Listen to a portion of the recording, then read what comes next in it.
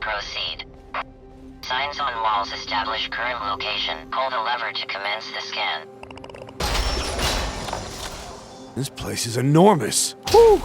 Big fucker. Now remember, when we take it, the place is gonna fill.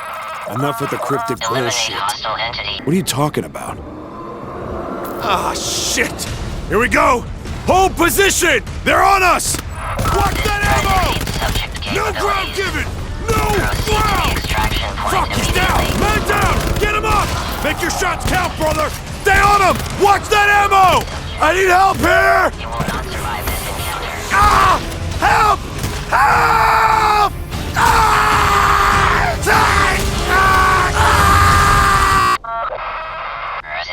Left corner of your Biocom visor. Subject must return to the main path. Subject. Congratulations.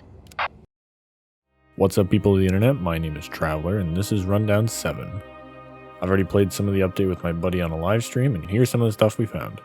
As per usual, this video will be split up into 3 parts. Part 1, Part 2, and Part 3. Starting with the new environment, we have I absolutely love this environment, and I think it's just so freaking cool. With the way everything looks so like overgrown, yet so polished, it's an absolutely astonishing look, and I think they did a really good job. I would like to take some more aerial shots with the cinematography plugin, but it's not updated, so we gotta use the good old controller method. The way the levels are structured this time is somewhat different, but relatively straightforward. As before, the story-based levels are outlined in gold, whereas the challenging levels are simply white. D tier has 2 story levels, and we have an E tier level out of the box. If you don't know what an E tier level is, it's the hardest thing 10 Chambers could throw at you, and E tier levels are notoriously difficult, and most players probably will never experience one unless they matchmake with someone who has. Off to the right, we have an unlocks box, which showcases a bunch of different items that you can get by doing certain objectives or completing certain areas, and it shows you what you can get, or it has a question mark, with how much progress you have.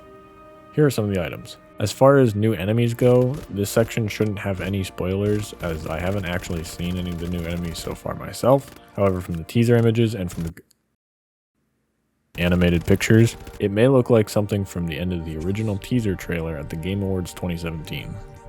I got it on the screen right here. Just some food for thought. Obviously no spoilers in the comments, as I know some of you have already beaten the entire rundown. Moving on to part 2, we have the weapon changes. I played A1 and B1 before I looked at the patch notes, and I could definitely notice some of these in game pretty significantly. Going down the list, we have slightly increased damage and range on the SMG, increased range and better recoil on the carbine. We have significantly reduced ammo capacity from the sniper, going from 315 to 39. Another noticeable one we have is significantly increased recoil for the heavy assault rifle. I noticed this especially, it's very hard to control. Damn, I don't know, I think they increased the recoil for the heavy AR. Like, it's really hard to control now. Don't even use it at long range anymore, just mid and short, mainly in choke points. Oh my god, it's super hard to control. The choke mod shotty has more ammo, and the revolver does more damage and doesn't shoot as far, and the machine gun does more damage overall. As far as what weapons actually rotated, we lost the machine pistol, the sawed-off, the burst rifle, the scattergun, the hell gun, and the auto sentry. In place of those fallen soldiers, we have received the PDW, the deagle, the precision rifle, the hell shotgun, as stupid as that sounds, and the shotgun sentry is finally back after being removed with the release of Rundown 4. It also shoots faster now.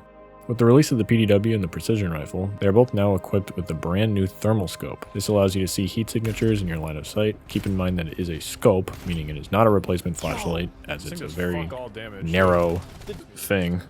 However, I do feel that one way the thermal scope could significantly help is when dealing with shadows, so expect a couple more in these levels than the previous rundowns. As far as bots go, if you wake up enemies in a room while trying to stealth, bots should run and melee enemies instead of instantly pulling out their assault rifle and open firing on the room so everything nearby wakes up. That shouldn't happen anymore. Alongside this, bots act less like bots and can now evade projectiles and have more fluid melee attacks. They also talk more and have some delay between uses on the biotracker. Speaking of the biotracker, let's navigate into part 3, where we have some quality of life improvements. One major thing now is if you have the biotracker and sentries, you can essentially ping enemies, and the sentries will lock on and shoot faster and miss those enemies less. It's basically like targeting for them to make them more efficient. Pair these. As far as trip mines go, their effect on you has changed significantly. Now if one explodes nearby, it will trigger a violent screen shake as if the explosion actually happened nearby, rather than just releasing some narrow force in a given direction. What I'm trying to say is the explosions look good now. Some extra stuff that they sprinkled into the patch notes are as follows.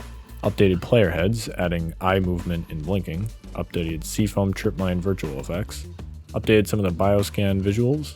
Player limbs are now a part of the hitbox and impacted by friendly fire.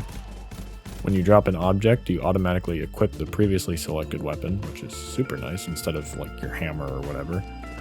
Added some particles to shooter projectiles, which was immediately noticeable. I think they did some new particle effects. Yeah, for the shooter. That's awesome. Improved charger visuals.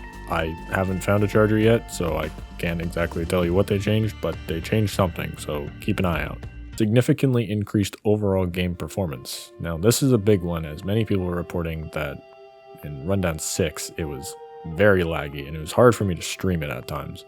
Now in Rundown 7 so far people are reporting that their lower end GPUs are actually able to run pretty smoothly now, and I didn't really notice this until reading over it. I was like, hey, my stream actually ran fluid. It was nice. I didn't lag at all or anything. I'll throw up some performance numbers on the screen right now, although you could easily tweak your settings a bit and get a little bit more performance out of it if need be.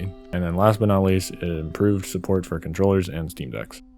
Moving on, we have some sound changes, like when you start an alarm door, the roaring sound has been updated to be a more chaotic and mysterious, with characters chiming in about how fucked they are. That sound fucking scares me, I'm not gonna lie. I don't like it as much. Oh, I like it. It's just spooky. Unless they changed it and this scan no longer. What the fuck was that? That was new. With the addition of the new audio, there is also new combat music that will play whenever something wakes up or when an alarm starts. I think it's okay and it'll take some getting used to, but right now there's a bug where the combat audio will just abruptly stop whenever you're no longer in danger. Here's an example from the live stream. Okay, fuck this. I'm use my hammer, dude. This thing's doing shit.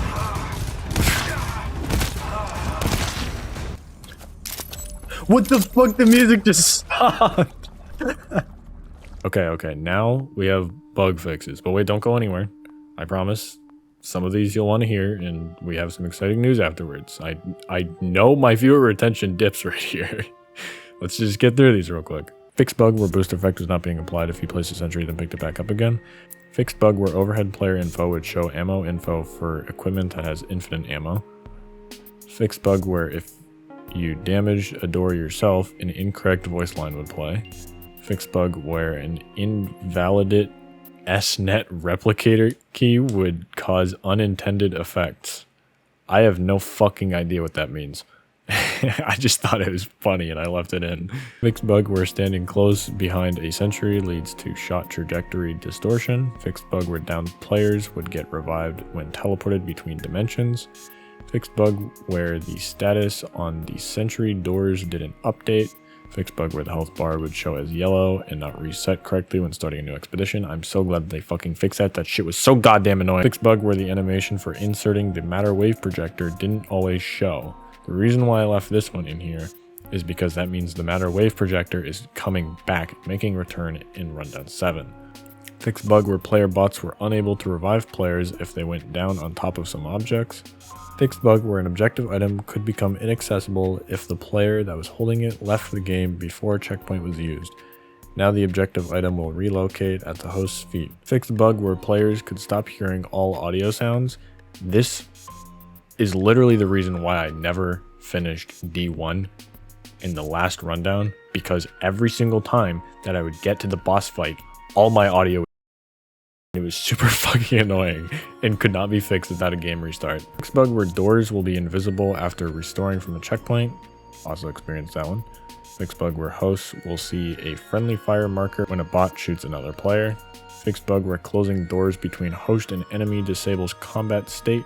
That actually happens quite a bit. I don't think this bug is actually fixed because that happened like today. Fixed bug where player bots would move between multiple scans before finishing the one in progress. Fixed bug where terminal passwords would not be randomized after checkpoint. Fixed bug where player bots would thank themselves for giving themselves resources. Thank you. Fixed bug where expedition items could be invisible for drop-in clients before being picked up. Fixed bug where player bots would just like pace back and forth in narrow spaces like bioscans. Fixed bug where initial player ammo could be negative. Fixed bug where the map would not reset after a checkpoint reload. Fixed bug where single-use mines did not show the placement indicator. Fixed bug where door texts were not showing on the map. Fixed bug where broken doors were not indicating on the map. Fixed bug where enemy population heat didn't reset between expeditions, whatever the fuck that means. Fixed bug where expedition pop-up didn't have consistent positioning, apparently. Fixed bug where fog was not synced for players joining in progress. Fixed bug where expedition clock was incorrect for players joining in progress. Fixed various level design related bugs. Fixed various checkpoint related bugs. Fixed various exceptions. Fuck, that was a lot of stuff, and I cut half of them out. Yeah, in case if you're unaware, I edit these to only include the ones that really matter or catch my interest. You can view the rest of them on the patch notes page and the GTFO Discord. Link is in the description. Let's move on. And to top things off in this update video, 10 Chambers has announced a GTFO free weekend on Steam. That's right, if you don't have GTFO, but it looks even slightly interesting to you, I see your comments. I really recommend you check it out from today until June 20th, as the game is completely free to play until then. So what are you waiting for? Close this video, download it, hop on, and explore this fantastic new update. It's like a 6 GB download and ends up being less than 15 GB, so it shouldn't be too intrusive like GTA or those other 100 GB games. Anyways, thanks so much for watching, boys. Hope you enjoyed. I'm going to keep this short, so make sure to subscribe. Keep an eye on my community tab. That's where I post all my updates. Vote on the poll, and Discord server at 1,000 subscribers. This is Traveler, signing out.